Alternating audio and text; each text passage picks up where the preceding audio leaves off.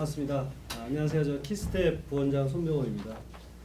이렇게 먼저 바쁘신 와중에도 저희 84회 키스텝 수요 포럼에 참석해 주시기 위해서 오신 모든 분들께 진심으로 감사의 말씀을 드립니다.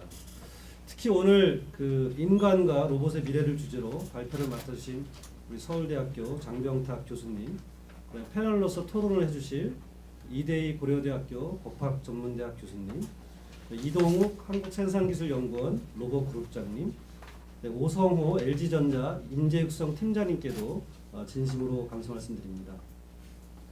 사실 그 최근에 이제 코트라에서 발표한 자료에 의하면은 작년부터 향후 5년간 그 세계 글로벌 로봇 시장이 뭐 연평균 한 15% 이상 성장할 것으로 폭발적으로 성장할 것으로 전망을 하였습니다. 또 저희가 뭐 저희 키스텝도 많이 분석을 하고 있지만 세계 선진국에서도 이 로봇 산업을 자국의 어떤 주력 그 성장 동력으로 육성하는 정책을 펼치고 있습니다. 독일의 인더스트리 4.0에서도 그렇고 일본의 제응 전략, 중국의 제조 2025 등 각국에서는 이 첨단 로봇 산업을 자국의 어떤 성장 동력 산업으로 집중 육성을 하고 있는 상황입니다. 우리나라도 2012년부터 지능형 로봇 산업을 전략 산업으로 선정해서 많은 투자를 해오고 있습니다.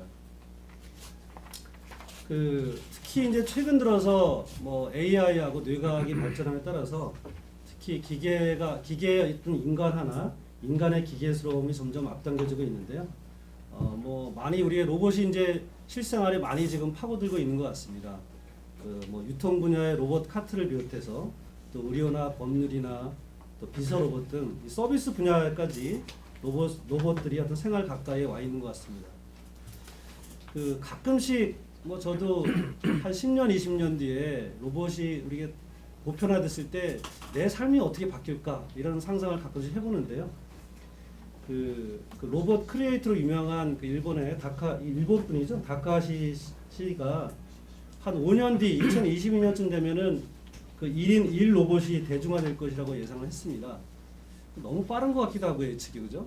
근데 하여튼 뭐 5년 뒤가 될지 10년 뒤가 될지 20년 뒤가 될지 모르지만 물론 이제 뭐 어떤 분은 또 그런 걸 얘기하더라고요. 로봇이 이제 보편화되면 또 돈이 많고 적음에 따라서 어떤 분은 돈이 많은 분들은 로봇을 소유하고 돈이 적은 분들은 로봇을 소유하지 못하는 그런 향도 있겠지만 하여튼 로봇 뭐 우리가 자동차 로봇으로 출근하고 또 집에 가면 뭐 그 로봇이 도와주는 요리도 해먹고 뭐 이런 생활이 보편화되지 않을까 조심스럽게 예측을 해봅니다. 하지만 이런 어떤 긍정적인 측면도 많이 있지만 어떤 기술 발전이 우리한테 항상 긍정적인 측면뿐만 아니라 부정적인 측면도 항상 일각에서 얘기가 되고 있습니다. 인공지능 선구자인 스튜어드 러셀이라는 분이 아마 군사형 뭐 지능 로봇 이런 것에 상당히 위험성을 예고한 바 있고요. 또 잘 아시겠지만 이 로봇으로 대표되는 기계가 인간의 일자리를 대체하는 문제, 이 문제는 상당히 많은 우려를 하고 있죠. 또 나중에 이런 로봇이나 기계들이 어떤 피해를 줬을 때 인간한테 우리가 어떻게 법적인 책임이나 보상을 물 것인지 이런 제도적인 문제, 또 이런 문제들도 우리가 이제 어떤 기술 개발 이외에 이런 법 제도적인 측면도 지금 상당히 고민을 많이 해야 될 시점이라고 생각됩니다. 사실 오늘 포럼은 우리 장병탁 교수님, 뭐 우리 과학기술계에서 인공지능으로 유명하신 분인데 과학기술계 전문가뿐만 아니라 우리 법학하시는 우리 전문가분도 오셨고 또 인문사회 분야에도 오셨고 다양한 분야의 전문가들이 모여서 아마 이 로봇 혁명이 가져올 미래에 대해서 어떻게 대응할 것인지를 논의하는 뜻깊은 자리라고 생각합니다. 그래서 오늘 좋은 의견 있으시면 기탄 없이 많은 말씀을 해주시면 저희가 정부랑 같이 로봇 관련된 더 나아가서는 4차 산업 관련된 정부 과기정책 수립에 제안을 할 수 있도록 저희도 노력을 하겠습니다. 마지막으로 또 다시 한번 이 바쁘신 와중에 참석해 주신 모든 분들께 감사의 말씀드립니다. 네, 감사합니다. 부원장님께서 잘 말씀해 주신 것처럼 제가 오늘 말씀드릴 내용은 최근 인공지능의 산업적인 발달 현황과 특히 그것 관련해 가지고 인공지능을 이용한 로봇의 산업, 신산업으로서 4차 산업혁명 시대 신산업으로서 인공지능 로봇 산업, 동향을 말씀드리고 그다음에 이것이 가져올 사회적인 영향 이런 거에 대해서도 같이 한번 토론을 해보는 시간을 갖도록 하겠습니다. 그래서 인공지능은 사실은 오래된 연구 분야고요. 우리가 그냥 아는 것보다 한 60년이 넘었습니다. 그다음에 출발 자체가 사실은 되게 야심찬 프로젝트였고요. 사람처럼 생각하고 사람처럼 행동하는 기계를 만들고자 하는 야심찬 목표로 출발했는데 사실은 생각보다 오래 걸렸고요. 여전히 아직은 풀어야 할 숙제들이 많습니다. 근데 목표 자체는 보시면 이상적으로 그러니까 사람처럼 생각하는 기계인데 기계가 1950년대 등장한 새로운 기계가 있었죠. 40년대, 50년대. 그게 컴퓨터였습니다. 그래서 컴퓨터라는 새로운 기계가 등장하자 이걸 가지고 벌써 사람처럼 생각하는 기계를 만들어 볼 수 있지 않을까 이런 아이디어로 나온 게 튜링 테스트 개념이고요. 튜링이 컴퓨터의 아버지인데 그래서 이 기계는 사실은 그 당시로는 수학적인 기계였습니다. 그게 이제 현실화되면 컴퓨터라는 하드웨어가 되고 그게 아시다시피 다 프로그램으로 돌아가는 기계고 그러면 소프트웨어고 그다음에 이상적으로는 사람처럼 생각하고 행동하는 아이디어한 거는 역시 로봇 형태를 생각해 볼 수 있죠. 근데 그동안 오랜 기간이 걸려서 로봇 관련 되는 꿈을 가지고 왔지만 사실은 이게 이제 가능해지기 시작한 거는 비교적 최근의 일인 것 같습니다. 그래서 오늘 주로 살펴볼 것들이 그러니까 원래 AI가 꿈꿨던 그런 그 정말 사람 같은 로봇을 꿈꿔왔지만 과연 오랜 시간이 걸렸고 그 과정 중에 최근에 등장하고 있는 여러 로봇 형태의 스펙트럼을 한번 보겠습니다. 한 가지 들어가기 전에 항상 최근에 하시는 질문이 있는데 인공지능하고 머신러닝이 어떻게 다릅니까? 그 다음에 인공지능하고 특히 딥러닝이 어떻게 다릅니까가 항상 하시는 질문이세요. 그런 거 관점에서 보시면 인공지능은 아까처럼 사실은 사람처럼 생각하는 로봇 같은 걸 만들려는 분야고요. 근데 그걸 만드는 방법은 인공지능이 60년 동안 여러 실험을 했습니다. 최근 30년에 와서 쓰는 방법이 이제 머신러닝이란 방법입니다. 그러니까 머신러닝이 아니고도 인공지능을 개발하는 방법을 초기 30년은 연구를 했었습니다. 그게 주로 사람이 가지고 있는 지식을 기계한테 프로그래밍해서 집어넣어 주려는 시도였고 그게 한 1980년대 산업화했었는데 규칙 기반의 지식 시스템, 그 다음에 전문가 시스템 이런 거였습니다. 근데 그게 아니고 최근에는 이제 학습이라는 걸 통해서 인공지능 시스템을 사람이 프로그래밍하는 게 아니고 기계가 스스로 데이터로부터 지식을 습득해 가지고 지능을 갖는 이게 이제 머신러닝 기술입니다. 그래서 지금 인공지능 개발하는 방법은 머신러닝이라고 보시면 되고 그 머신러닝 방법 중에 특히 최근에 많은 성과를 내고 있는 게 딥러닝이라는 기술인데 사람 뇌 구조를 흉내낸 신경망 구조의 학습 방법인데 특히 딥하다는 건 층이 많은 아주 복잡한 신경망 구조를 갖는 그런 머신러닝 방법입니다. 그래서 그렇게 생각해 보시면 되고요. 그래서 딥러닝이 그냥 인공지능이라고 생각하시는데 일부는 맞는 말씀이고요. 왜냐하면 지금은 인공지능을 거의 딥러닝 방식으로 개발하니까. 근데 엄격히 구별하자면은 인공지능 자체는 사실 로봇 같은 기계를 만들려고 하는 거고 딥러닝은 그거를 만드는 방법입니다. 역사를 잠깐 미리 말씀드렸지만 한 70년대, 80년대, 90년대를 통해서 사실은 인공지능이 한번 산업화를 했었습니다. 그때는 이제 지식 기반의 전문가 시스템이라는 걸 가지고 산업화를 했었고 그때 사실 벤처도 많이 생겼고 회사들이 많이 생겼었습니다. 물론 우리나라는 모르고 지나갔습니다. 왜냐하면 80년대 저희가 아직 IT 산업이 이제 시작하려고 하는 정도였고요.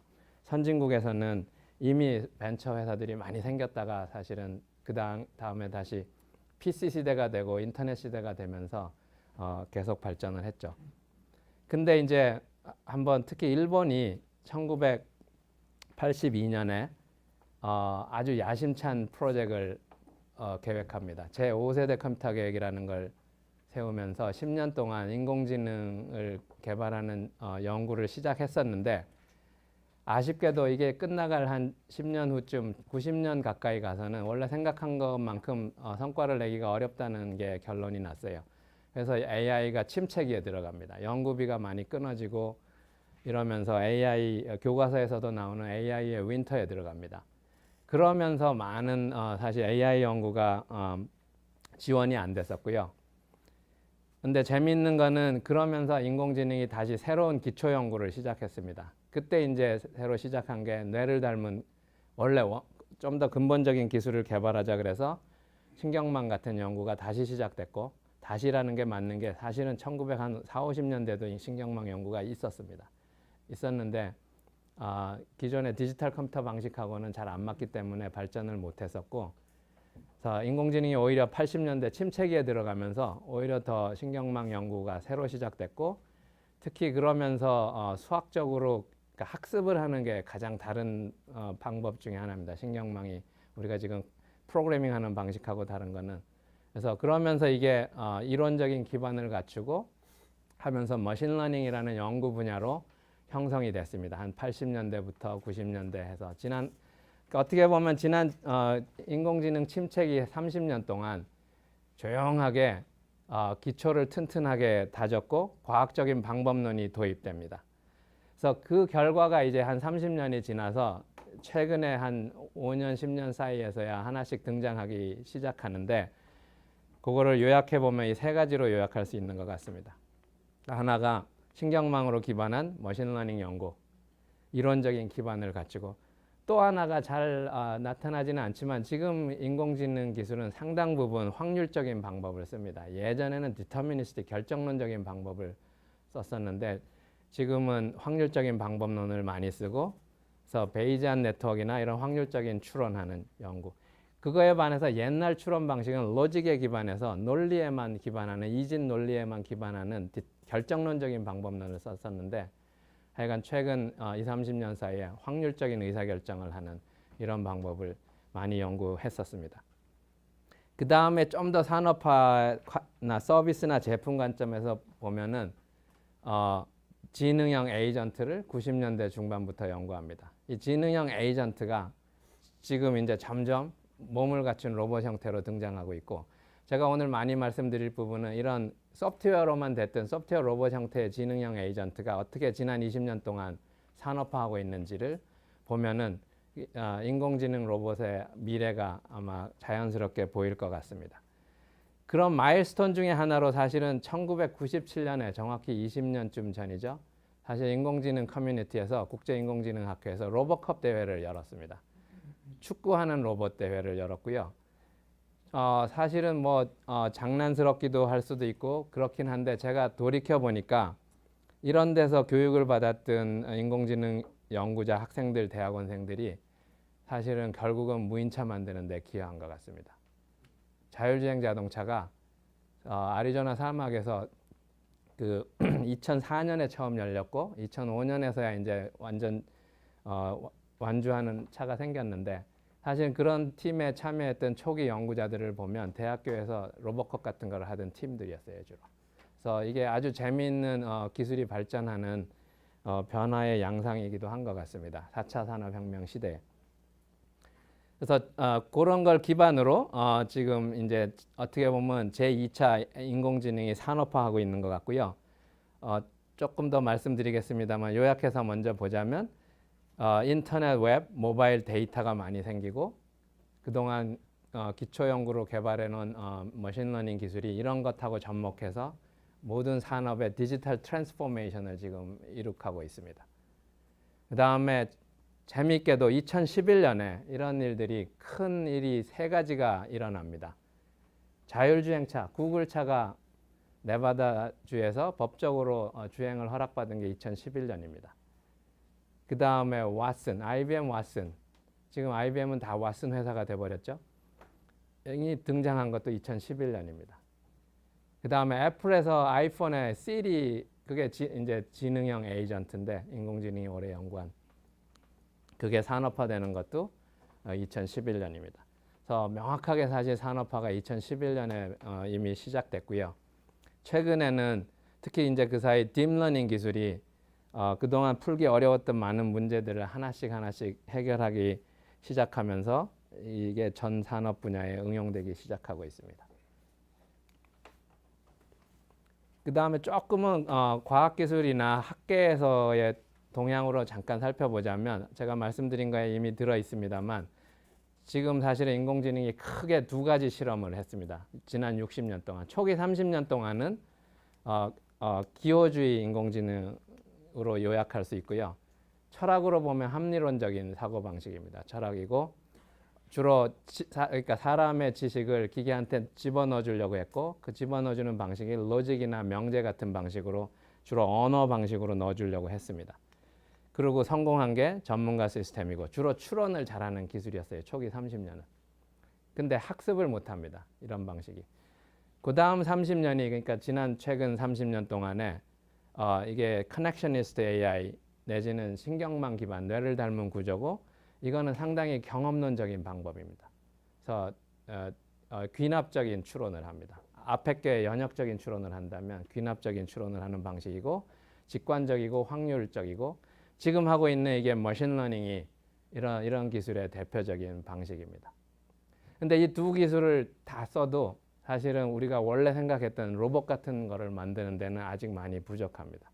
그래서 그런 부분이 지금 최근에 연구되고 있는 많은 연구고 특히 인지과학에 기반해서 인지 시스템으로서 지각하고 행동하고 환경하고 상호작용하면서 끊임없이 학습도 하고 적응할 수 있는 이런 방식의 지능 기술들이 많이 연구되고 있고 철학적으로는 약간 구성론적인 방식으로 지식이 체화돼 가지고 녹아 들어가 있는 형태로 구성되는 기계 안에 그렇게 했을 때야 정말로 기계가 환경을 이해하고 사람을 이해하고 사람의 의도를 파악하고 그 다음에 그럼으로써 예측해 가지고 훌륭한 서비스를 할 수 있는 이런 기술이 최근에 이제 연구되기 시작한 연구고요. 이거를 굳이 이름을 붙인다면 인지주의 인공지능 이렇게 부를 수 있을 것 같습니다. 이게 제가 보기에는 명확하게 4차 산업혁명하고 맥을 같이 합니다.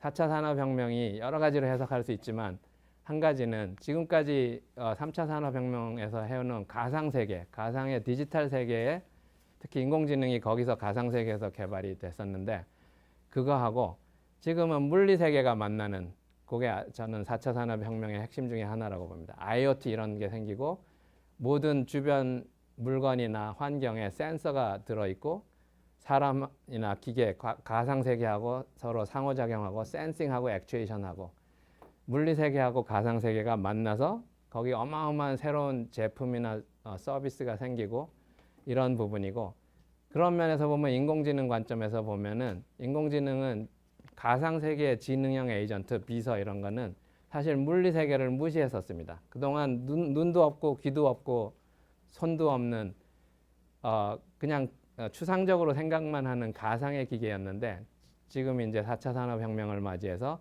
물리적인 세계하고 상호작용, 환경하고 상호작용하고 사람하고 상호작용하는 이런 기술로 바뀌고 있고 그러면서 정말로 이제 인공지능이 로봇화되는 형태로 변화하고 있는 것 같습니다. 그래서 성공 사례는 아까 말씀드린 것처럼 생각하는 기계 사례로 사실은 이미 97년쯤에 체스를 인공지능이 세계 체스 챔피언을 사실은 이기는 일이 있었습니다. 한 20년쯤 전에. 그래서 바둑을 이기는데 다시 20년이 걸렸죠. 그다음에 왓슨 아까 말씀드린 것처럼 2011년에 퀴즈 대회에서 이겼고요. 왓슨을 보시면 확률을 씁니다. 확률 계산을 합니다. 여기 보시면은 정답이 1, 2, 3등 캔디데이트 있으면은 1등의 답의 확률이 확신이 상당히 있을 때만 부저를 눌러서 답을 합니다. 불확실하면은 답하지 않습니다. 그 다음에 알파고가 이런 생각하는 어떻게 보면 적어도 게임 환경처럼 좀 닫힌 세계이긴 하지만 생각하는 기계 절정 중에 하나라고 볼 수 있고요. 자율주행 자동차가 이거는 물리 세계에서 일어나는 일들에서 지능을 부여한 그런 예가 될 것 같습니다. 그래서 그 전에 2005년에 DARPA 그랜드 챌린지가 있었고 2011년에 구글차가 나왔고 사실은 그 구글차를 만든 사실 DARPA 그랜드 챌린지 우승한 팀이 스탠포드 대학의 AI 랩이었는데 그러니까 분명히 인공지능 기술이죠. 거기 있던 세바스찬 스룬 교수가 스탠포드 대학 사실 구글하고 무인차 프로젝트를 비밀 프로젝트를 해서 2011년에 발표합니다. 근데 세바스찬 스룬 교수가 그거보다 한 15년 전에 어떤 일을 했냐면 비디오는 안 보겠습니다만은 저기 라이노라는 박물관 투어 로봇을 만들었고요. 아까 말씀드린 것처럼 사실 로봇 축구대회나 투어 로봇, 박물관 로봇, 모바일 로봇, autonomous 모바일 로봇 뭐 이렇게 불렀습니다. 자율주행 이동 로봇 이런 형태로 그게 인공지능 연구자들이 한 90년대 초부터 그런 연구실들이 생기면서 기초 연구를 하기 시작했고 그게 어느 날 사실은 어떻게 보면 그런 팀들이 DARPA 그랜드 챌린지 거의 참여했었고 자율주행 기술로까지 가서 지금 산업화에 들어가기 시작했습니다. 그 다음이 이제 사실 인공지능 관점에서 로봇을 보면은 이게 지금 잘 아시는 것처럼 애플 시리 이런 걸로 등장을 했고요. 최근에 사실 전통적인 로봇 공학을 하시는 분들이 보면 이게 전혀 로봇이 아니죠. 로봇 아닌데 인공지능 관점에서 보면 상당히 로봇에 가까운 거로 원래 생각하고 할 수 있는 걸 한 게 이런 지능형 에이전트입니다. 그래서 애플 시리가 그런 거고 최근에는 더 조금씩 로봇화 되는데 점점 몸을 갖추고 아마존이 만든 에코라는 스마트 스피커가 사실은 이제 거의 큰 회사들이 다 만들고 있죠. 가전 회사도 만들고 있고 IT 회사도 만들고 있고 그 다음에 구글도 이제 구글 홈 그 다음에 거기 들어가는 인공지능 비서는 어시스턴트라고 부르고 아마존 에코 같은 경우는 디바이스는 에코라고 부르지만 거기 들어가는 인공지능 에이전트는 알렉사라고 합니다. 그래서 이런 것들이 지금 산업화하기 시작했습니다. 그래서 최근에 AI나 딥러닝이 특히 우리나라에서 화두인데 사실 우리나라만은 아니고요. 이 자료를 보시면 이미 구글 같은 경우 2012년부터 구글의 모든 프로덕트에 딥러닝 기술을 쓰기 시작하고 있습니다. 그 다음에 가운데는 학회에서의 변화입니다. 닙스라는 게 어떻게 보면 지금 인공지능의 약간 진원지라고 볼 수 있는데 닙스는 1987년에 생겼습니다. 그래서 제가 박사과정 갈 때쯤 해서 생겨서 제 커리어하고 거의 일치하는 학회인데 사실 저희가 닙스에서 초기를 생각해 보면 가장 기초 연구하고 사실 이론 물리하는 사람들도 많이 왔고 수학하는 사람도 많이 왔고 그다음 신경과학, 뇌과학 하는 사람, 엔지니어뿐만 아니고요. 엔지니어나 컴퓨터공학 하는 사람들은 물론 많았고 그러면서 한 200~300명 정도가 싱글 세션을 합니다. 한 방에 모아놓고 신경과학도 가르치고 수학도 가르치고 이론 물리도 가르치고 온갖 다양한 거를 학제적인 학회 형태로 조용하게 출발했는데 지금 보면 제가 신기합니다. 30년 후에 가장 기초 연구를 하고 하던 학제적인 연구 분야가 가장 인더스트리가 됐습니다.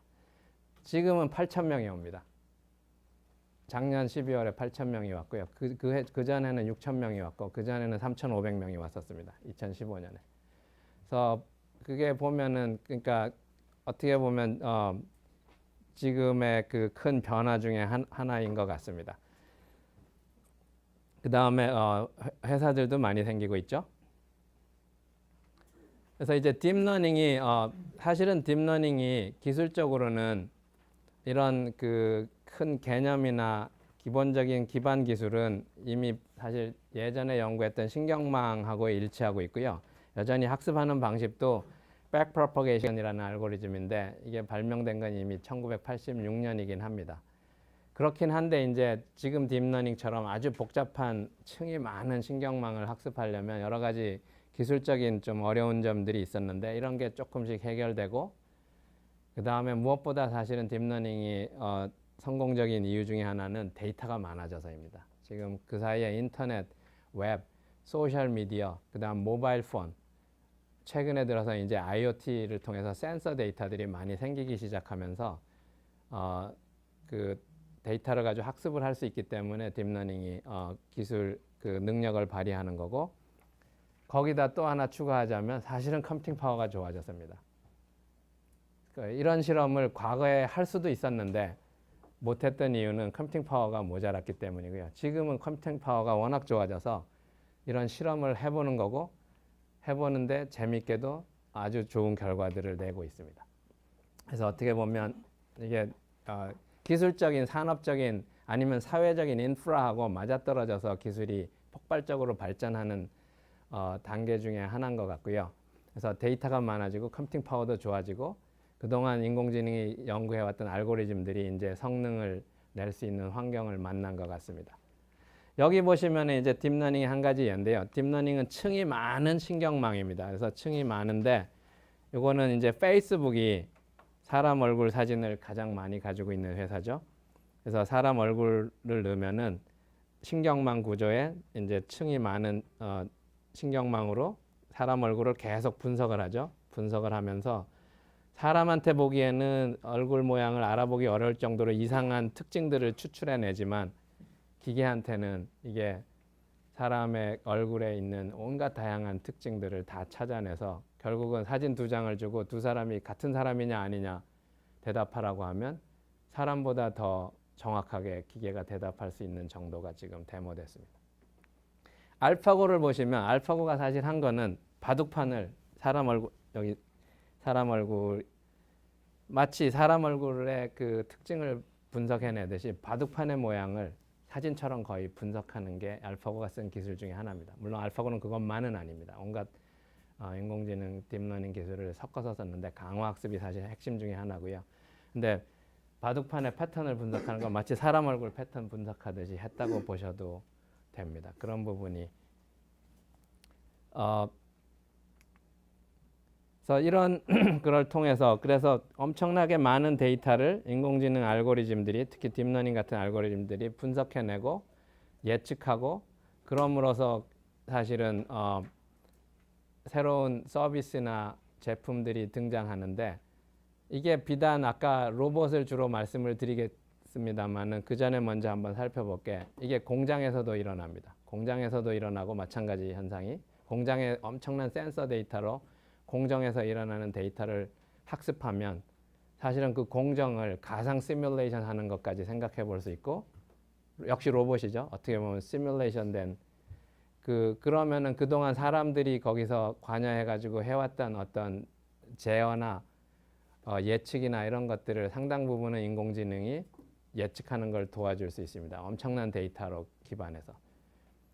그 똑같은 현상이 병원에서도 일어날 수 있죠. 의사 선생님들이 오랜 경험을 통해서 데이터를 보고 환자를 진료하던 그 의사결정하는 부분의 상당 부분을 지금 기계는 엄청난 더 많은 데이터를 볼 수 있고 더 빠른 시간에 처리할 수 있기 때문에 물론 정확도는 의사 선생님에 도달하는 것은 완전히 사람을 대체하는 건 제가 보기엔 불가능에 가깝습니다.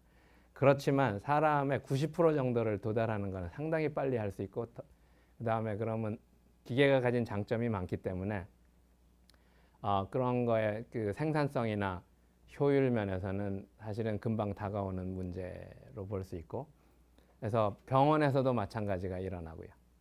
이게 심지어는 학교에서도 일어날 수 있습니다. 선생님들이 학생들을 강의하거나 아니면은 숙제를 내가지고 채점을 하거나 이런 부분에서 상당 부분에 역시 데이터가 쌓이고 인공지능이 점점 학습을 하기 시작하면 조교 역할을 하는 것을 상당 부분 인공지능이 도와줄 가능성도 있고요. 심지어 온라인 교육이나 이런 걸로 가자면은 이미 더 많은 데이터가 내가 온라인 강의를 들으면서 어디서 멈췄고 뭐를 더 주의 깊게 들었고 이런 거를 다 로깅할 수 있기 때문에 사실은 선생님이나 학부모나 심지어는 본인보다도 자기가 뭐에 관심이 있고 뭐를 더 잘하는지 아니면 뭐를 더 못하는지 기계가 더 잘 알아볼 수도 있는 여지가 있습니다. 물론 아직은 그렇게까지 가지는 않았습니다. 근데 충분히 그럴 여지가 이제 있는 거고 그래서 교육이나 이런 분야에서도 인공지능이 당연히 많은 일을 앞으로 하게 될 것 같고요. 심지어는 법률사무소나 이런 데서 일어나는 거라든지 많은 일들에 이게 바로 4차 산업혁명이고 어떻게 보면 디지털 트랜스포메이션인 것 같습니다. 많은 데이터가 디지털화되기 때문에 그러니까 기계가 읽을 수 있는 형태로 바뀌는 거죠. 예전에는 기계가 읽을 수 있는 형태가 아니었습니다. 우리가 종이 위에 쓰고 해가지고 하는 이런 일들을 많이 했는데 많은 인류가 만들어낸 지식이 그러니까 문자화되거나 이런 식으로 아니면은 잘 정리가 안 됐었는데 지금은 컴퓨터가 나온 다음부터 그 다음 인터넷이 모든 컴퓨터를 연결하면서부터 많은 것들이 다 디지털화돼서 데이터가 저장되고 기계가 읽을 수 있게 만들었고 인공지능이 하는 일은 사실은 그걸 해석하는 일을 하기 시작하는 겁니다. 단순히 읽는 게 아니고 해석하거나 그 해석을 하게 되면 그 의미를 알아내기 시작하는 거고 그걸 가지고 예측을 하기 시작하는 거고 예측하게 되면 미래를 미리 보니까 미리 대처할 수 있는 부분이 있는 거죠.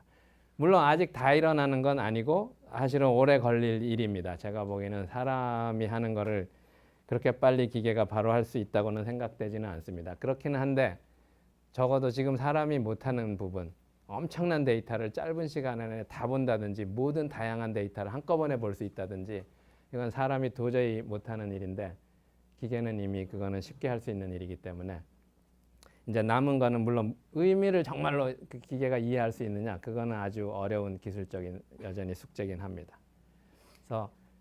그래서 4차 산업혁명 관점에서 먼저 디지털 트랜스포메이션을 잠깐만 살펴보면요. 물류 이런 분야가 빨리 일어납니다. 물류 분야.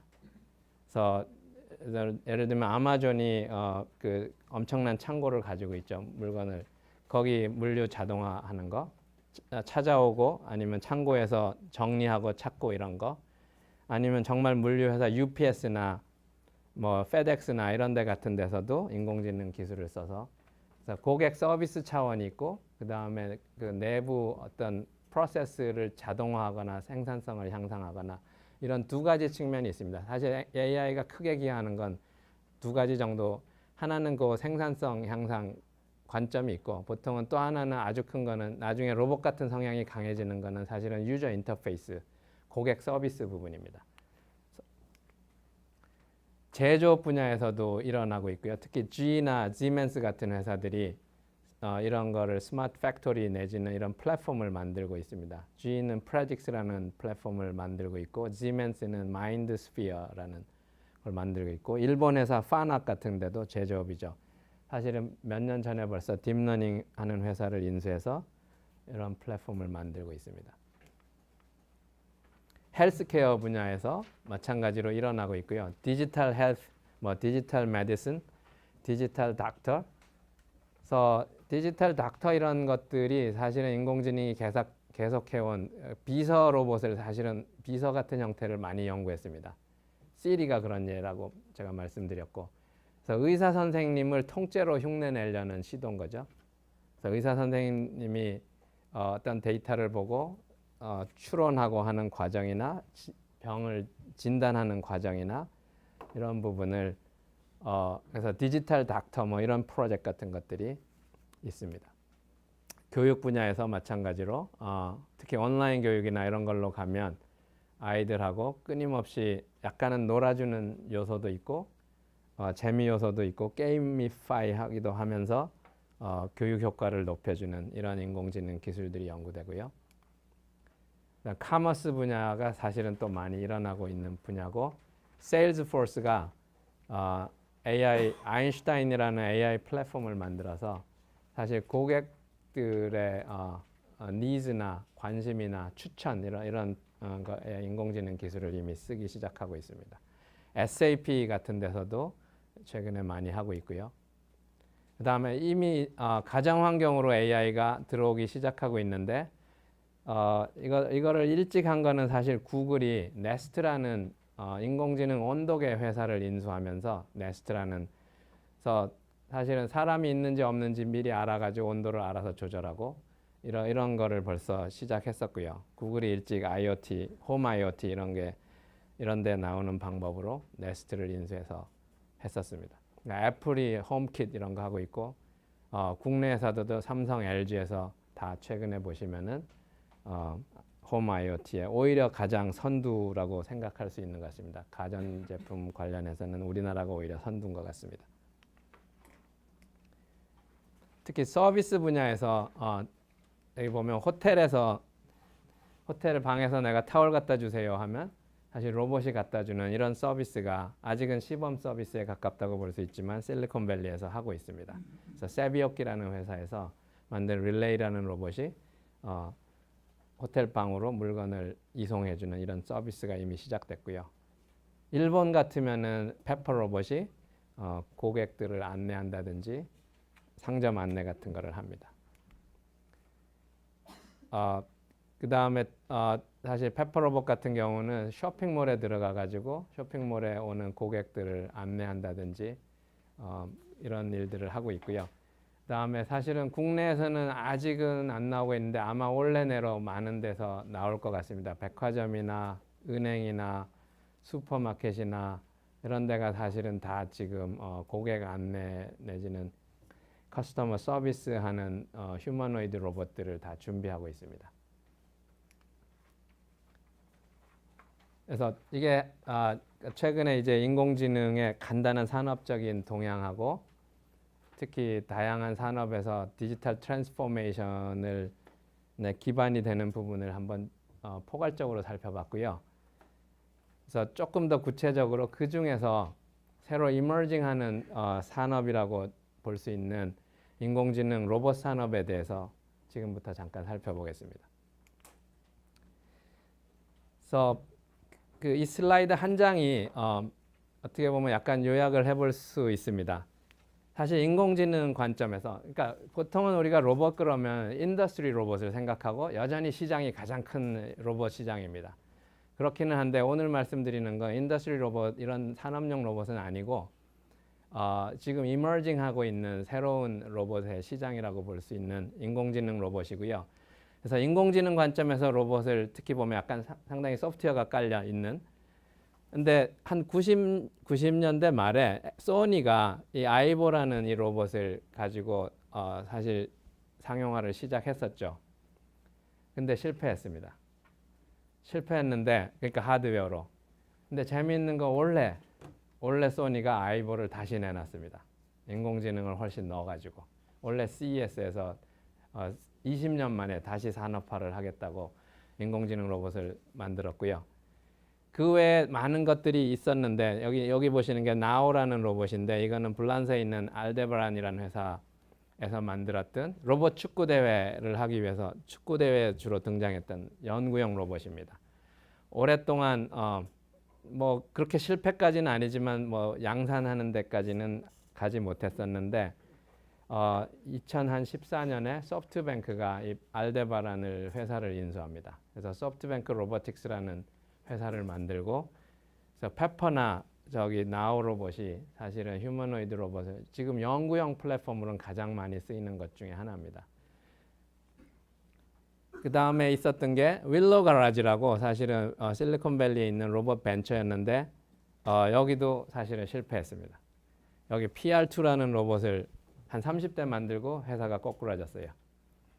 그렇기는 한데 여기 있는 사람들이 한 6년 정도 하다가 회사 자체는 사라졌지만 여기 있는 사람들이 딥마인드도 가고 지금 자율주행차의 핵심 인력으로도 있는 사람도 있고 한 20-30명이 사실은 모든 산업 분야에 관련 분야에 지금 인공지능 분야에 흩어져 있습니다. 그래서 저 PR2 자체는 사업적으로는 실패했지만 저기서 나갔던 분이 아까 호텔 딜리버리 하는 세비오키 회사를 세웠고요. 그거는 아직은 성공까지는 모르지만 어쨌든 상용화하는 데 성공했습니다. 그래서 그 한번 했던 기술이 사실 어디 가지는 않는 것 같고요. 사람도 그렇고. 그렇지만 이 윌로 가라지 자체는 사실 실패했고요. 그런 경험이 있고. 그다음에 연구용으로 유럽에서는 아이컵 뭐 이런 연구용 로봇들, 휴머노이드 로봇이 여전히 만들어지고 있고, 사실 윌로 가라지가 한 가장 컨트리뷰션 중에 하나는 러스라는 로봇 OS 파운데이션을 세웠습니다. 윌로 가라지 자체는 한 6개로 분사된 다음에 구글이 2개쯤 인수하고 그 다음에 하나는 로스라는 파운데이션을 만들었습니다. OS 파운데이션을 만들었어요. 그러니까 사실 OS가 컴퓨터에서도 가장 기본적인 플랫폼을 구성하기 때문에 그 OS를 안드로이드가 전형적인 OS죠. 그걸 장악하면은 전 세계를 장악할 수도 있는데, 그래서 윌로 가라지가 했던 것 중에 하나는 로스라는 로봇 OS 파운데이션을 만들었습니다. 그게 2012년입니다. 그래서 이게 모바일 로봇, 약간 하드웨어 성향의 로봇인데 이거 자체로 보면 사업에 아직 성공하지 못했죠. 지난 20년 동안 실험을 했는데 반대 극단으로 가가지고, 그러니까 소프트웨어 로봇, 지능형 에이전트. 진짜 로봇을 만드는 건 하드웨어가 부족하기 때문에 AI 하는 사람들이 너무 어렵다고 생각했고, 그래서 소프트웨어로 사실은 인터넷을 돌아다니는 로봇 이런 걸 만든 게 지능형 에이전트의 시작입니다. 1990년대 초반 중반에 그래서 그런 걸로 이미 상용화했습니다. 사실 상용화해서 성공했고요. 예를 들면 인터넷에 쇼핑몰을 돌아다니면서 비교 쇼핑해가지고 물건을 골라주는 거, 이런 거를 봇이라고 부르죠. 예, 봇이 바로 인공지능이 했던 인공지능 관점에서의 로봇 연구였고요. 그래서 비교 쇼핑해주는 에이전트 내지는 봇이라고 불렀는데 그런 것들. 그 다음에 이제 이게 조금 더 드러난 게 시리가 2011년에 애플에서 아이폰에다가 명확히 앱 형태지만 보이스 레코그니션을 하면서 비서 개념이죠. 비서 에이전트 내지는 인공지능 비서 개념을 상용화했고, 그러자 구글이 나우 서비스 했고, 마이크로소프트가 cortana 했고, 그다음에 구글이 나중에 어시스턴트 이런 걸로 만들었고, 국내 회사 같으면은 삼성이 빅스비도 이런 계열입니다. 이거는 보시다시피 다 상용화했습니다. 그래서 누구나 지금 스마트폰을 가진 사람이면 쓸 수 있는 이제 인공지능 기술이 됐고요. 근데 여기는 들여다보시면 사실 로봇이 안 보입니다. 사실 형태는 잘 드러나지 않습니다. 그래서 이 두 가지가, 근데 이제 보시면 하나는 완전히 상용화 성공했지만 별로 로봇처럼 보이지는 않아요. 근데 지금이 제가 보기에는 이 두 가지가 접목돼 가지고 진짜 이제 원래 AI가 하려고 했던 로봇이 등장하고 있는 것 같습니다. 그거의 단초를 제공한 게 아마존이 만든 에코라는 스마트 스피커. 그래서 시리하고 별로 다를 게 없죠, 사실은. 근데 가장 다른 건 시리는 스마트폰 안에 있기 때문에 제가 주머니에 손을 넣고 꺼내가지고 켜가지고 열고 이렇게 해야 되는데, 스피커는 여기 있으면 그냥 오늘 날씨가 어때 바로 얘기하면 바로 됩니다. 스마트폰하고 별 차이 아닌 것 같지만 차이입니다. 사실 바디를 가지고 있다는 거, 이런 것도 그렇고. 그 다음에는 보시면 이제 소프트뱅크에서 페퍼 같은 게 나타나고, 그 다음에 뭐 샤프에서 나중에 그림을 보여드리겠습니다. 샤프 같은 경우는 스마트폰 형태인데 로봇 이런 것도 지금 이미 상용화 나오긴 했고요. 구글 홈, SKT 누구 뭐, 그 다음에 이제 이런 형태 스피커가 아니고 실제로 약간 그 고개를 돌리면서 카메라를 가진 쥐보라는 이런 로봇이 지금 아직은 만들고 있고요. 그 다음에 페퍼 이런 것들이 등장하고 있습니다.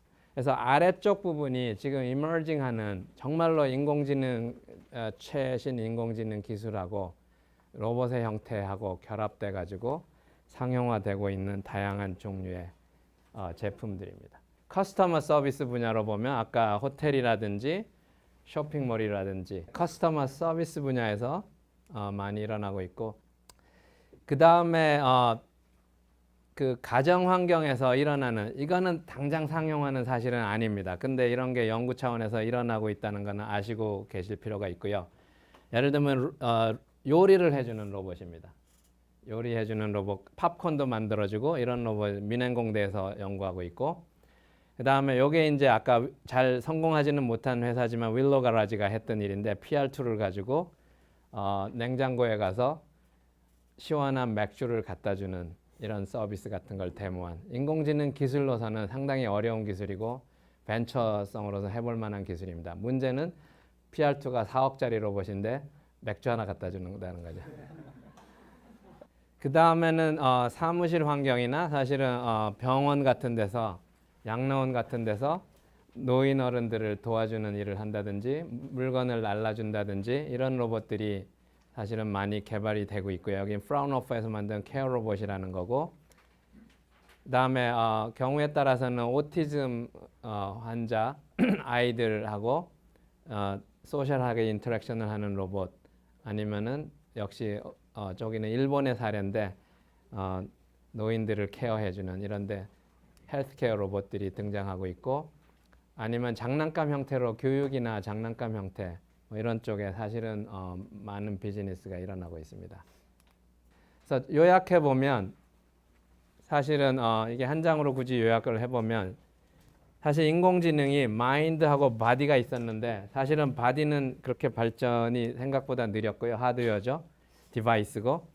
근데 마인드 부분이 주로 인공지능이 해왔던 거고, 가상세계였고, 시리나 왓슨이나 알파고가 사실 그 절정에 있다고 볼 수 있습니다.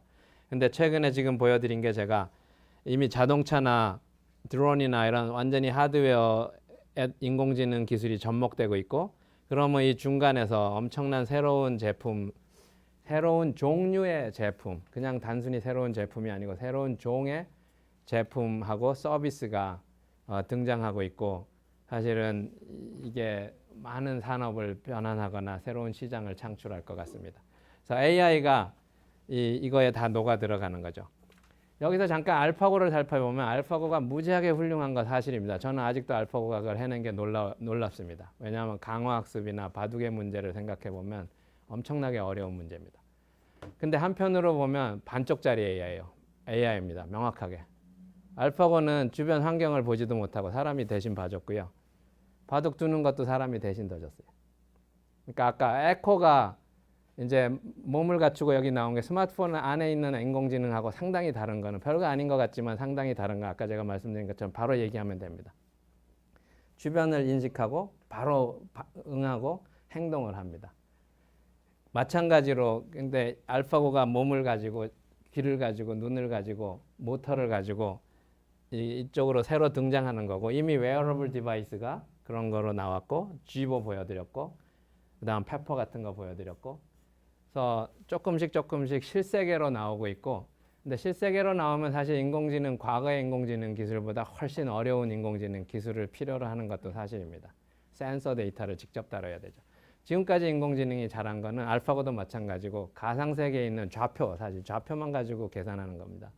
그 다음에 인터넷에 있는 문서만 다뤘으면 됐는데, 지금 IoT처럼이라든지 모바일 로봇이 되면 주변 환경 변화하는 걸, 이 다이내믹한 거, 불확실성이 큰 거, 이런 데이터를 가지고 학습하고 예측하고 추론하는 일을 해야 되고요. 그래서 인공지능 관점에서 챌린지는 명확합니다만, 명확하게 니즈가 있는 것도 맞고 명확한 새로운 산업인 것도 맞고, 그래서 지금 여기가 제가 보기엔 새로운 전쟁터 내지는 먹거리인 거는 분명한 것 같습니다. 그래서 그게 제가 오늘 준비한 내용의 사실 핵심이었고요.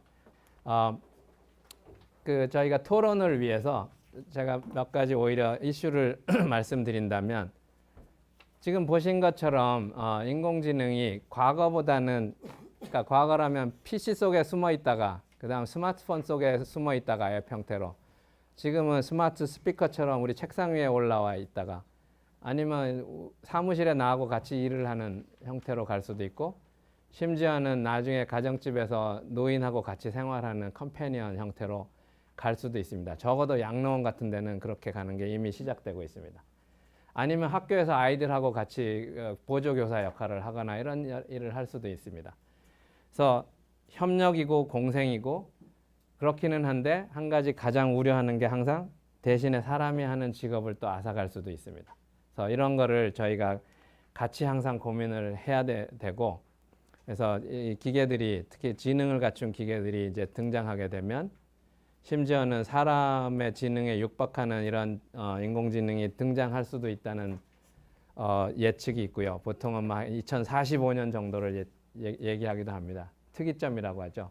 그러니까 기계 지능이 사람의 지능을 능가할 수도 있는 시점.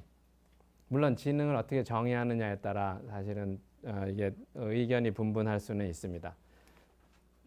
그다음에 좀 더 보신 것처럼 이제 점점 몸을 갖춘 지능체 형태로 사람하고 상호작용하고 사람을 도와주고 이런 일을 합니다. 그래서 친구가 될 수도 있고 사실은 적이 될 수도 있고요. 아주 위험한. 그다음에 동반자 형태로 도와주는 일을 할 수도 있는데, 이런 부분에 대해서는 미리 사실은 예측을 하고 필요하면 조치를 할 필요가 있는 것 같습니다. 그래서 많은 다른 기술이 그랬던 것처럼, 특히 IT가 그랬고 컴퓨터가 그랬던 것처럼 로봇이나 인공지능은 이게 조금 더 극단적일 수 있습니다. 왜냐하면 과거에 주로 근육을 쓰는 이런 일들을 기계가 도와줬는데, 최근에 보시면 서비스업 분야에서, 사람만 한다고 생각했던 서비스업 분야에서 기계가 점점 들어오기 시작하고, 그 다음에 지식노동 분야에서 이미 사실은 많이 도와주고 있습니다. 그래서 이런 부분, 그러니까 결국 직업 문제가 관련될 수 있고요. 또 하나는 과연 우리가 기계를 믿을 수 있을 것인가. 예를 들면은 양로원에서 어른을 보살펴 드리는데 로봇이 얼마나 신뢰할 수 있을 것이냐, 아니면 사고가 나면 어떠냐, 아니면은 심지어는 지능이 정말로 갖춰지면 의도했든지 안 했든지 간에 기계가 사실은 거짓말 비슷한 걸 할 수도 있습니다. 그래서 그런 부분에 대해서는 어떻게 할 거냐. 심지어는 기계가 점점 자율성을 갖기 시작합니다. 그럼 의사결정을, 그건 정의상 똘똘해지려면 스스로 의사결정을 해야 되고 자율권을 점점 우리가 부여할 수밖에 없는데, 그게 도를 지나치면은 사실은 위험해질 수도 있고 신뢰 문제가 생길 수 있습니다. 이런 거를 어떻게 할 거냐. 그 다음에 직업, 사람이 갖던 지금까지의 직업을 기계가 점점 대체하면 어떻게 할 거냐. 그래서 이 부분에 대해서는 사실은 제가 보기에는 기계가 우리가 하는 일들을 많이 도와주다가 대체할 가능성은 거부할 수 없는 대세입니다. 그래서 대신에 제가 보기에는 사람은 이런 인공지능이나 기계를 이용해서 더 창의적이고 부가가치가 높은, 그러니까 새로운 서비스 이런 거를 만들어낼 생각을 하는 게 맞다고 보입니다. 그래서 제가 아까 강조드린 것처럼 엄청나게 새로운 서비스나 제품이 생기고 있기 때문에 그런 거를 적극적으로 하는 게 기존의 거에서 피할 수 없는 대세를 거역하기보다는 그게 맞는 것 같고요. 그 다음에 사실 불평등 문제가 생길 수 있습니다. 사실은 부를 소유한 사람이 먼저 인공지능 로봇을 먼저 소유할 가능성이 높고, 그러면 빈부의 격차가 더 심해질 수도 있는 우려가 있습니다. 심지어는 인류의 존폐에 어쩌면은 위협이 될 수도 있다고 얘기하는 분들도 있기는 합니다. 물론 그러니까 이게 무기나 이런 데 들어가면 사실은 정말 위험한 기술이 될 수 있기 때문에 경각심을 갖는 건 분명히 필요한 것 같습니다. 인공지능 학회에서도 사실은 이런 문제를 이미 알고는 있고요. 그래서 사실 얼마 전에 요거는 벌써 몇 년 됐습니다. 2015년에 일론 머스크가 사실은 100억 원을, 그러니까 $10 million 도네이션해서 Future Life Institute이라는 걸 만들어서 사실 이미 프로젝트가 한 30 몇 개가 그러니까 안전하고 베니피셜한 이런 인공지능 기술을 개발하라는 미션으로 저런 연구소가 만들어졌고 그런 연구가 시작됐습니다.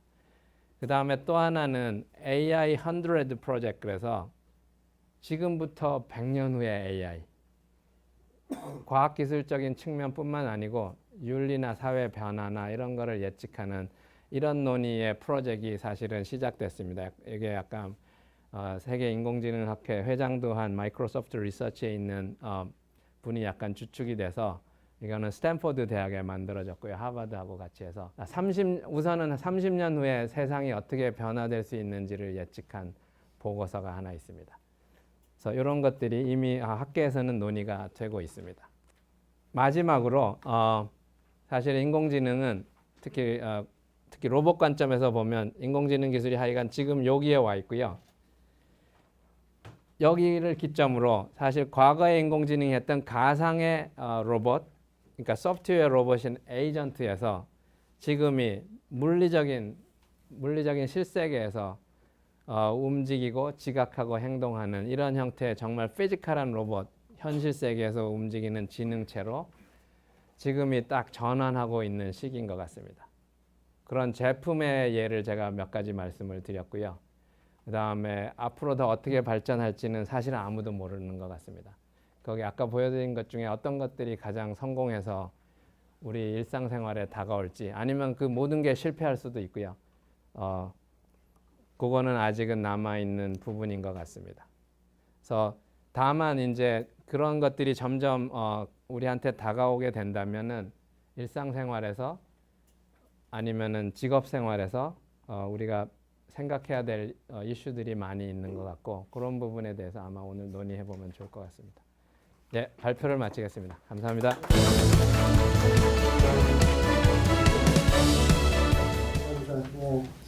예, 고려대학교 이대희 교수입니다. 우리 장병탁 교수님 인공지능에 관한 설명 듣고서 또 많이 배우는 기회가 됐습니다. 예, 감사합니다. 아마 여기 계신 분 오늘 패널 중에서는 제가 유일하게 법학을 하는 사람으로 보이는데요. 지금 이 AI 같은 경우, 인공지능 같은 경우는 굉장히 많은 윤리적 법적 문제점을 이야기할 수가 있습니다. 우리가 보통 보면 지금 가장 중요한 게 아까 우리 장병탁 교수님께서 말씀하신 것처럼 아마 이게 인공지능 로봇에게 어떤 자유의지를 인정할 것인가 이 문제입니다. 결국 이 자유의지를 인정한다는 것은 법적으로 들어오게 되면은 어떤 그 인공지능에 대해서 행위 능력을 인정할 것인가, 책임 능력 내지 불법행위 능력을 인정할 것인가, 그리고 어떤 그런 여러 가지 어떤 문제점들, 그러니까 인간처럼 인정할 수 있을 것인가 이 문제로 귀결을 하게 됩니다. 근데 지금 보통 이제 이 인공지능과 관련해 가지고 트롤리 딜레마, 또는 트롤리 프로블럼이라는 걸 굉장히 많이 얘기를 하고 있죠. 예를 들면 지금 그 트롤리라고 하는 기차 전차가 지나가는데 지금 다섯 사람이 있다는 거죠. 그다음에 이제 바깥에 있는 사람이 이거 선로를 바꾸게 되면은 다섯 사람은 생명을 구하는데 선로를 바꾸게 되면 그 바뀐 선로에 한 사람이 또 죽게 됩니다. 이럴 경우에 과연 어떻게 할 것이냐 이런 이건 어떤 윤리적인 문제, 트롤리 프로블럼이라는 것이 윤리적인 문제에서 시작되는 것이지만은 이제 법적인 문제까지도 귀결되는 더 갈 수 있는데 하여튼 여러 가지 문제점들이 발생을 하게 됩니다. 그래서 저는 이제 프라이버시 위주로 말씀을 드려야 될 것 같고요. 우선 이 인공지능의 경우는 지금 그 법학에서 이미 활용이 되고 있습니다. 지금 제가 여기 적어 드린 것처럼 미국에서 벌써 2015년에 어떤 로펌이 2016년이죠.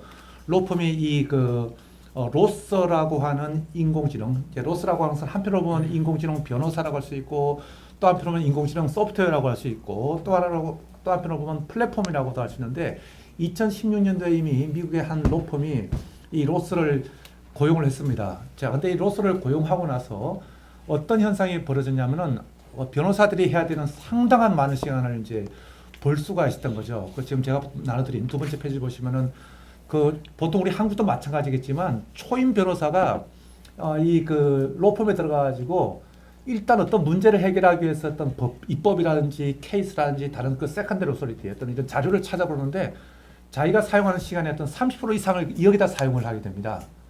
자, 근데 이 로스라고 하는 프로그램을 쓰면은 정말 초당 10억 개의 텍스트를 검색을 할 수가 있습니다. 그러니까 정말 자기가 평소 30% 이상의 시간을 물론 30% 이상의 시간을 쏟았다 해가지고 또 정답을 구할 수 있는 것도 아니죠, 사실은. 30% 이상의 시간을 쏟은 걸 갖다가 정말 순식간에 알아낼 수가 있는. 그러니까 굉장한 그 시간을 절약할 수가 있게 되는 거죠.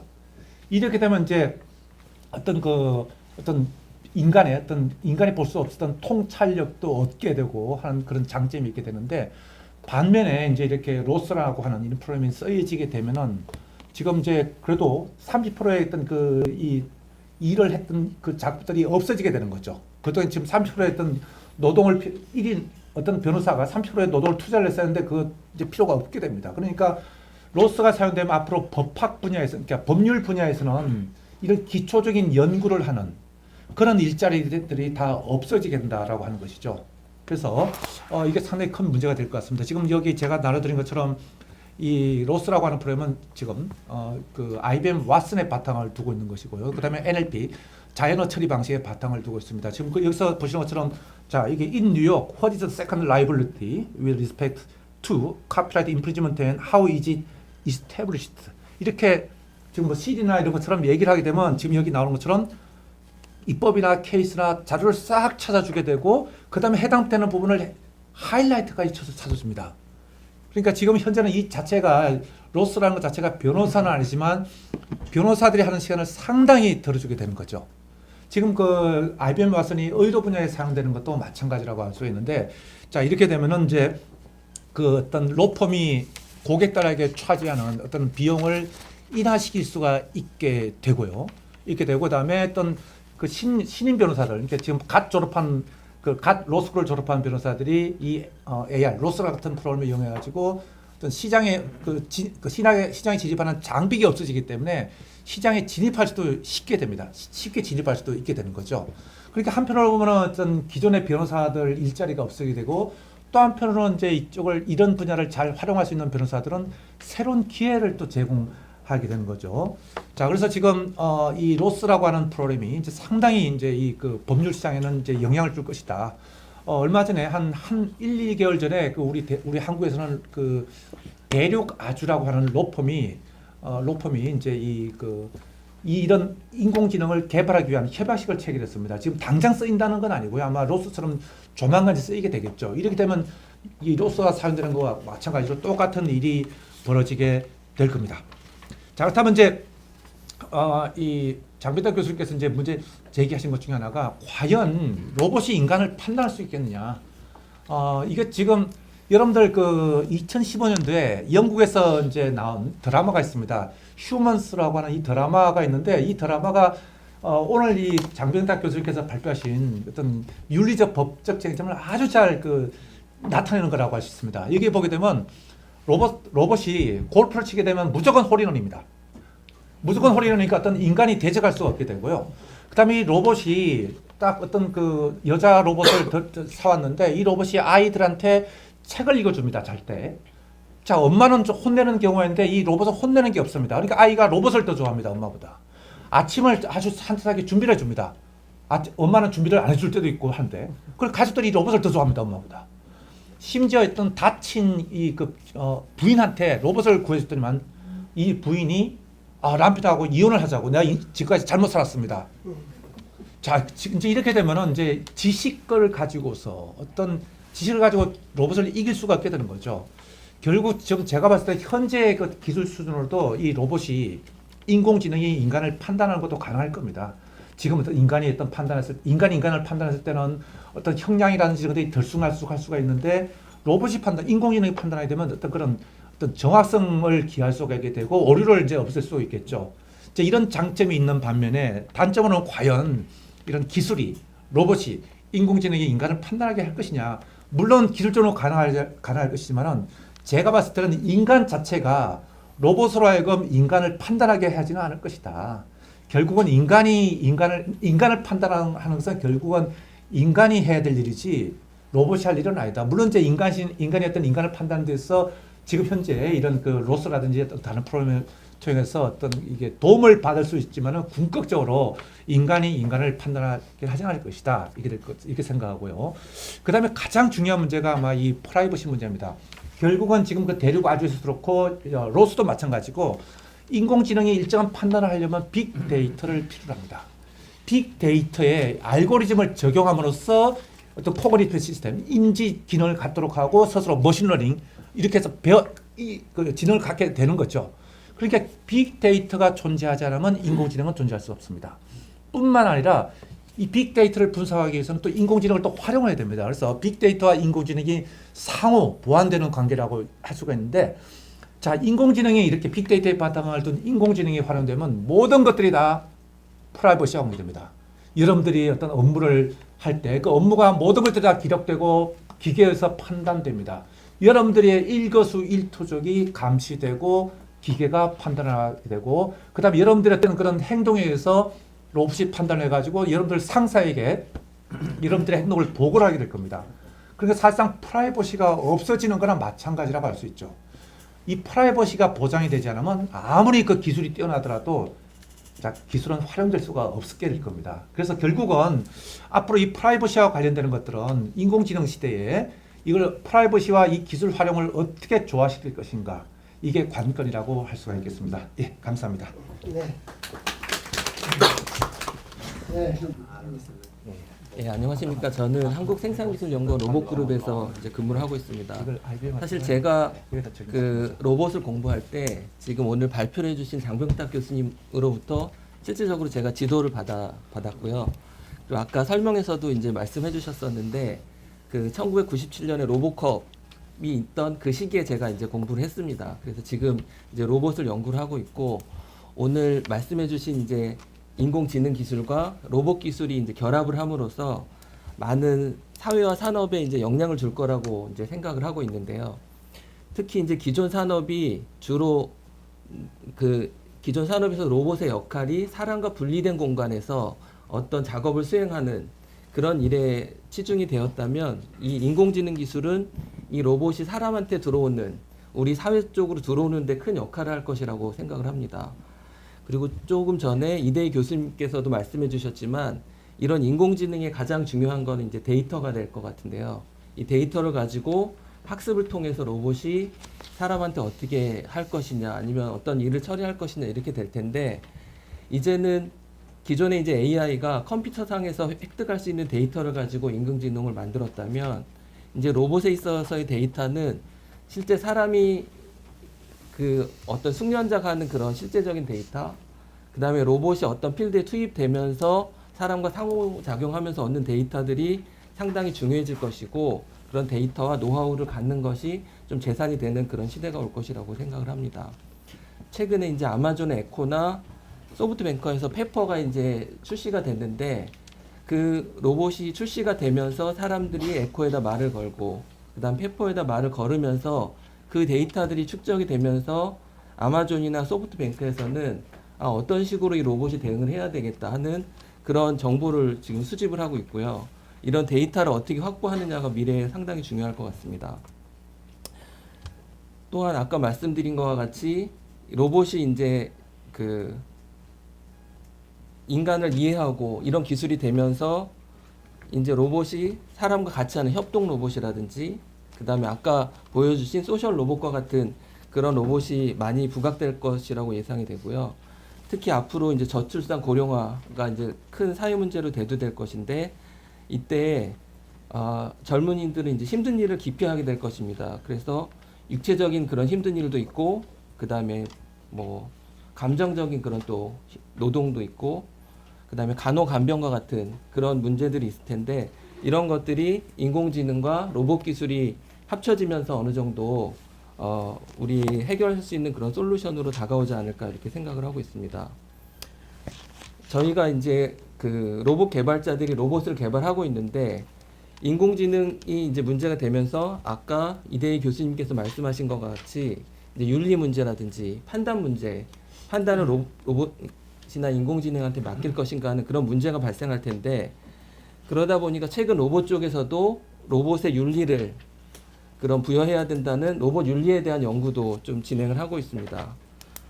근데 또 한편으로는 그렇게 되다 보면 로봇의 윤리, 아까 정보 보호 이런 걸 하다 보면 그런 쪽에서는 어떤 판단을 할 때 이 로봇이 어떻게 결정을 했는가를 알 수 있는 그런 소스라든가 알고리즘 공개를 요구하게 될 텐데, 그런 것을 하면서 그 기술 개발에는 또 그렇게 하다 보면 기술 개발하는 측에서는 소스라든가 알고리즘 공개를 좀 꺼리게 될 것이고, 기업 입장에서는 그런 대립에 대한 문제가 곧 또 발생하지 않을까 이렇게 생각이 됩니다.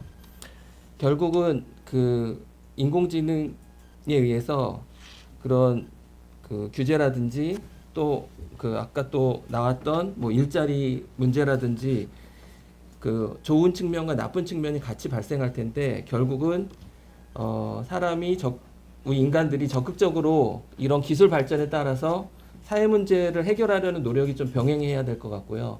그런 측면에서 저희 공대에서도 기술만 가리킬 것이 아니고, 저도 지금 고민을 하고 있지만 뭐 인지과학, 윤리 이런 것들이 같이 공부가 되어야 될 것 같고, 또 기본적으로 인공지능이나 데이터 분석 이런 것들도 앞으로는 좀 필수 과목이 되지 않을까 이렇게 생각을 하고 있습니다. 마지막으로 제가 이제 연구기관에 있다 보니까 R&D 쪽에 이제 좀 변화가 좀 필요할 거라고 생각이 드는데요. 기존의 우리의 R&D는 선진국에서 어떤 기술이 개발되면 그 목표를 설정해 놓고 그거를 빨리 따라가는 그런 측면으로 우리가 R&D가 개발이 되었습니다. 근데 인공지능 기술이나 이런 로봇 기술은 지금 모든 나라가 다 얼마 안 되는 그런 지금 출발선에 서 있다고 생각을 하고요. 4차 산업혁명의 이제 출발선에 서 있다고 생각을 하고, 우리도 그런 쪽에서 좀 주도를 하기 위해서는 기존의 그런 방식이 아닌 R&D 방식도 획기적으로 많이 좀 변해야 될 거라고 생각을 하는데요. 특히 이제 뭐 목표를 설정하고 그걸 해결하는 것보다는 목표를 본인이 제안을 하고 그걸 달성하도록 노력을 하고, 그 다음 평가하는 쪽에서도 어떤 지표를 가지고 할 것이 아니고 정성적으로 이것이 의미 있는지 가치 있는지를 그런 판단하는 사회적 분위기가 돼야 되고, 또 실패도 용인하고 서로를 연구자를 믿는 그런 풍토가 같이 좀 돼야 되지 않을까 그렇게 생각을 합니다. 그 기존에는 또 과제 기획 방식이 저희 연구자들이나 기업이 어떤 수요 제한을 제안하고 그것이 기획자에 의해서 기획이 되고 이렇게 과제화가 됐는데, 사실 기업에서는 본인의 아이디어를 뺏길 것을 두려워해서 사실은 기획에도 적극적으로 참여하지 않았던 것이 사실입니다. 자기가 제안한 아이디어가 자기가 아닌 다른 기업이 따갔을 때도 그런 문제를 좀 두려워했고요. 그런 측면에서 아까 말씀드린 것 같은 그런 그 과제 추진 방식이 좀 필요하지 않을까 이렇게 생각을 합니다. 네, 이상으로 마치겠습니다. 반갑습니다. LG전자 이체내 분야에서 인재육성 팀장을 맡고 있는 이종호입니다. 저는 뭐 산업체에서 왔기 때문에 LG전자 이체 정부에서 현재하고 있는 여러 가지 R&D 현황이나 디지털 트랜스포메이션 그리고 지금 현재 가지고 있는 여러 가지 사람에 관계되는 고민들을 좀 말씀을 드리겠습니다. LG전자 이체내 본부는 세탁기, 냉장고, 에어컨, 청소기 등을 생산을 하고 있습니다. 작년에 18조 원을 매출을 달성했고요. 그리고 R&D 인력은 국내에만 한 4,000명 정도 이렇게 있습니다. 로봇, AI, IoT 등 4차 산업혁명과 관계되는 연구 개발은 저희 본부 자체 인력만 갖고 하는 건 아니고 융합의 관점에서 LG그룹 전체 이번에 마곡 사이언스 파크가 개설되는데 그쪽과 같이 협력을 하고 있고 학교하고의 산학 프로젝트 그리고 구글, 아마존, 네이버 등과 같은 플랫폼 회사들과도 오픈 파트너십을 통해서 진행하고 있습니다. 채용에 관계되는 건데요. 향후 한 5년간 한 1,000명 정도를 채용을 할 예정이고 대부분 R&D 연구개발 인력에 집중되어 있습니다. 이 인원들은 기계, 전기전자, 로봇, AI, 그리고 모터, 3D CAD, CAE 주로 4차 산업혁명의 중심이 되는 그런 쪽의 연구 개발 전문가들을 뽑을 생각입니다. LG전자는 딥러닝 기술인 딥심큐를 자체적으로 갖고 있습니다. 이것을 통해서 스스로 학습하고 발전하는 인공지능 생활 가정과 생활 로봇을 작년 2017년도에 선보였고요. 그리고 모든 가전 제품들에는 기본적으로 와이파이가 다 탑재되어 있습니다. 이게 무슨 의미냐 그러면 현재 4차 산업에서 이야기하고 있는 인공지능이나 빅데이터, IoT 이런 기술들을 기본적으로 적용을 할 수 있다는 그런 의미가 되겠습니다. 그리고 이제 비즈니스 체인별로도 디지털 트랜스포메이션 기술들이 상당히 광범위하게 파이로트 또는 적용이 되고 있는 중입니다. 그래서 스마트 팩토리입니다. 미국 테네시주의 클락스비라는 곳이 있습니다. 그쪽에 약 2억 5천만 달러를 저희가 투입해서 세탁기 공장을 짓고 있습니다. 그것은 이제 스마트 팩토리 개념을 적용한 지능형 자율 공장이고요. 드럼 세탁기와 통돌이 세탁기 등 프리미엄 제품들을 주로 합니다. 그리고 이 공장은 지능형 관제 시스템을 통해서 생산 관리, 공정 관리, 설비, 물류, 그리고 품질, 환경, 에너지 이런 부분들을 전체적으로 통합 모니터링하고 사람의 개입이 아마 최소화된 상태에서 공장이 움직이질 것입니다.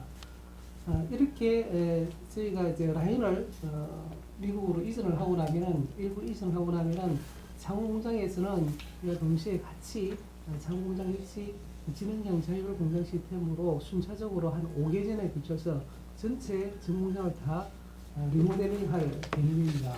생각입니다. 그리고 이제 빅데이터가 저희 비즈니스 체인 각 분야별로도 지금 광범위하게 활용이 되고 있고요. 트위터, 아마존, 베스트바이, 유튜브 등 45개 사이트를 저희가 늘 고객 의견을 빅데이터 분석을 하고 있습니다. 그리고 요 결과를 통해서 상품 계획이나 R&D를 활용하고 있고요. 아까 이제 모든 가전제품에 와이파이가 탑재됐다고 말씀드리는데 이걸 통해서 고객에게 다양한 스마트 기능과 서비스를 제공할 뿐만 아니라 실제 고객들이 그 제품을 어떤 환경에서 어떤 조건으로 사용하고 있는지에 대한 제품 사용 정보 데이터를 저희가 다 받을 수가 있습니다.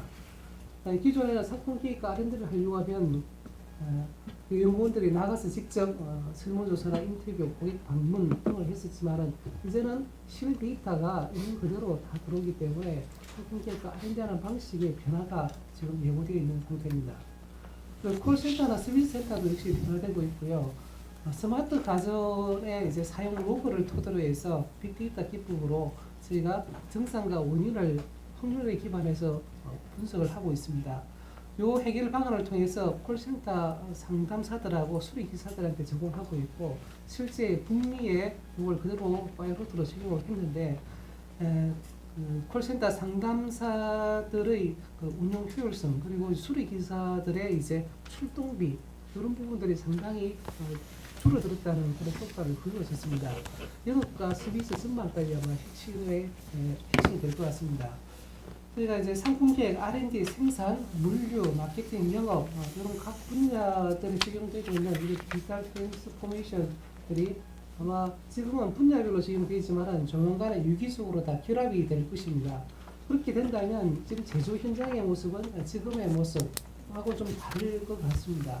그래서 미리 고민하고 준비해야 될 것도 좀 많을 것 같은데요. 그래서 저는 인간과 로봇 중에서 인간과 관계된 앞으로 이제 한 5년에서 10년 정도 이 안에는 이런 일들이 발생하지 않을까 싶어서 한번 말씀을 드리겠습니다.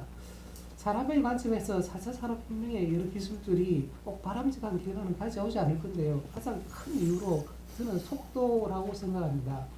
기술 변화의 속도는 굉장히 빠르지만 인간의 인지, 수용, 학습의 능력은 굉장히 좀 더딘 것 같습니다. 생각보다 산업 현장에서 관심은 크고 호기심은 많지만은 실제 이 안에 뛰어들어서 직접 배우고 실제 이걸 가지고 뭔가를 가치를 만들어내는 사람들은 소수에 불과한 것 같습니다. 우선적으로 4차 산업혁명의 제조 일트가 된다면 기존 인력의 재배치와 재교육이 제일 먼저 화두가 될 것입니다. 이제 저희가 지능형 자율공장으로 자동차를 이동한다 했을 때에 이 부분을 어떻게 할 건지 노동자하고도 벌써 이미 고민을 하고 있고요. 어느 정도 서로 컨센서스를 하고 있습니다. 네, 조립, 가공, 품질 등에서 일하는 기능식 인력 상당수는 아마 다른 업무로 배치되어야 될 것입니다. 그 업무를 그대로 할 수는 없을 겁니다. 자, 그렇다면 배치를 어떻게 할 건지, 새로운 업무를 어떻게 익히게 할 건지에 대해서도 고민이 돼야 될 거고요. 부단 기능적 인력뿐만 아니라 인공지능이 R&D에 조율되면 연구 인력들의 일하는 방식도 많이 바뀔 것입니다. 네. 기본적으로 로봇, AI, 빅데이터, IoT 등을 활용하고 함께 일할 수 있는 패러다임으로 바뀌어야 될 거고요. 보다 난이도가 높은 그 연구 개발들을 해야 될 거고, 그리고 인문학적으로도 상상력이나 스토리텔링, 타 분야와의 융합 역량 이런 것들이 기존에는 물론 중요하긴 했지만은 그렇게 강조되지 않았지만 향후에는 굉장히 중요한 역량으로 요구받게 될 겁니다. 근데 이런 것들이 서서히 조금씩 변화되는 게 아니라 제가 생각하는 지수적이고 계단식의 변화가 전개될 가능성이 있기 때문에 큰 문제가 될 것 같습니다. 그리고 R&D 같은 경우에는 전문가로서 활동 기간이 향후 단축될 가능성들이 크기 때문에 이게 조직 내 그리고 사회적으로도 상당한 문제가 되지 않을까 생각합니다. 한국 내 대부분의 기업들의 임금 보상 구조를 보게 되면은 아마 직무급보다 그리고 전문성보다는 연공법 중심으로 주로 디자인이 되어 있을 겁니다. 얘는 기본적인 전제 자체가 오래 근무한 사람들이 좀 더 경험이 많기 때문에 전문가이고 그리고 성과를 더 잘 낼 수 있다는 가정이 뒷받침되어 있습니다. 그런데 이 부분도 많이 바뀔 것 같습니다. 연구개발 인력도 보면은 전문 지식을 장기간 축적하고 지속적으로 개선의 과정을 통해서 전문성을 습득하기 때문에 근속 기간이 긴 사람 연구원들이 전문성이 더 높은 경향이 있습니다. 실제 LG전자 내부에서 기술 역량 평가를 매년 실시하는데 이 평가 결과와 근속 간의 상관성을 따지면 굉장히 높게 나타나고 있습니다.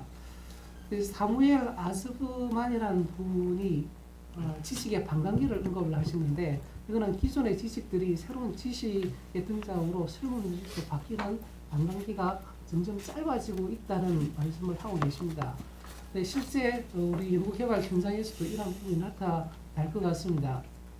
현재 전문가와 비전문가의 분류가 근무기간이 아니라 학습 능력이나 전문성에 따라서 급격히 바뀔 가능성이 있는데요. 4차 산업혁명에 필요한 이런 기술들을 빨리 습득하거나 보유하지 않으신 분들은 기존의 전문가로서 누렸던 많은 것들을 상당히 잃게 되지 않을까 생각을 합니다. 사회적 지위, 인정, 보상 이런 부분들인데요. 이런 거를 상당히 빠른 시간 내에 잃게 된다면 아마 개인의 자존감 상실, 부적응자 양성과 새로운 사회적 문제가 될 수도 있을 겁니다. 실제 이거는 가설적이 아니라 실제 LG전자 내에서도 이런 상황들이 발생했었고요. 기술의 변화가 빠른 조직의 어떤 조직 책임자나 고착들 같은 경우에는 그 전문성에 있어서 후배들에게 존경을 못 받는 경우도 있었습니다. 그리고 영향력도 좀 약했고요. 실제 이런 것 같은 경우는 조직 관리상의 문제가 있었고 공식 조직 책임자보다 기술의 전문성을 더 갖고 존경을 받는 전문가가 오히려 조직 내에 큰 영향력을 발휘했던 경우가 있었습니다. 그 세대 갈등이나 융합의 관점에서도 한번 살펴볼 필요가 있겠습니다. 95년 이후에 태어난 세대를 G세대라고 하죠. 앞으로 한 5년쯤 지나면은 1, 2년 뒤면 G세대가 산업 현장에 들어오고요. 5년쯤 지나면은 베이비붐 세대 아마 그때쯤 되면 뭐 50, 한 6, 7세쯤 될 거고요. 그리고 X세대, Y세대, G세대가 한 팀이 될 겁니다. 세대가 굉장히 복잡해진다는 건데요. 지금 관점에서 보게 되면 그렇게 세대가 구성되는 한 팀이라 그러면은 팀장을 누가 할까요? 아마도 이제 좀 전문성이 더 높고 조직 매니저부터 능력이 좋다고 생각되는 베이비붐 세대나 X세대가 맞겠지만은 한 5년쯤 지나면 상황이 많이 바뀌어 있지 않을까 한번 생각해 볼 수 있을 것 같습니다. 인적 구조의 세대 복잡도 증가가 아마 4차 산업혁명의 기술의 부익부 빈익빈하고 결합할 경우에는 세대 갈등이라는 게 단순하게 성장의 배경이 상이한 것에서 발생했던 우리가 흔히 이야기하는 커뮤니케이션 단절, 상호 이해 부족 이런 부분을 많이 했는데요. 다른 문제가 나올 수 있을 것 같습니다.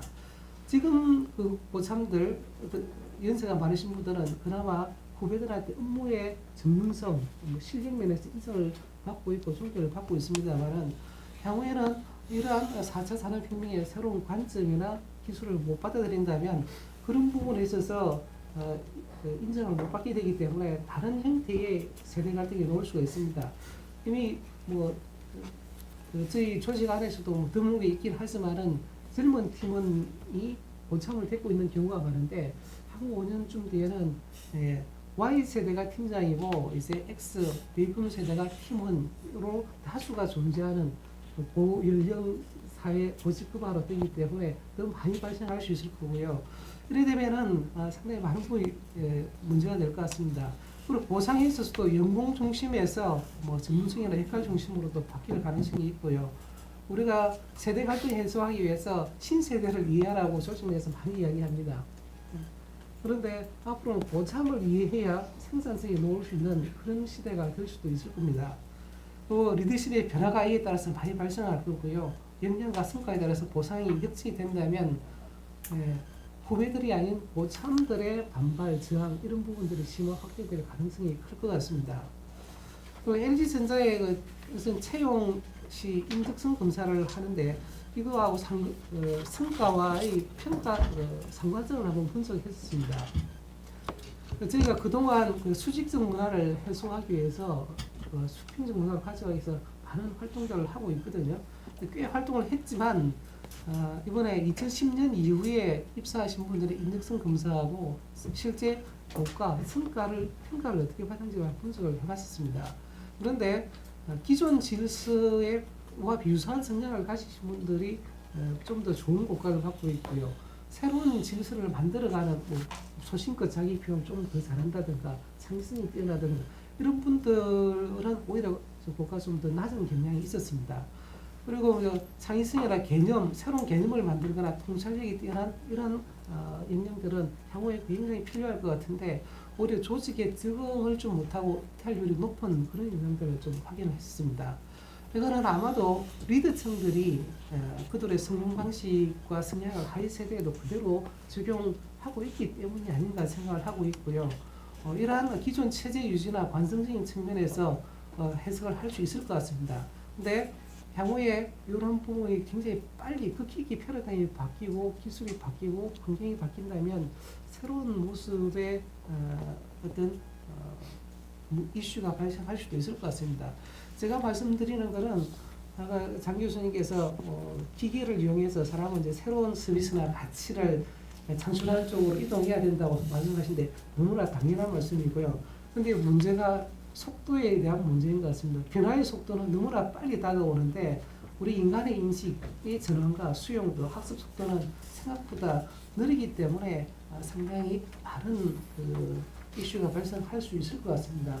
그래서 저는 이런 부분들에 대해서 사회 각계각층에서 광범위하게 우리가 이걸 받아들이고 준비할 수 있는 논의가 더욱더 많은 논의가 이루어져야 될 거로 생각합니다. 네, 감사합니다.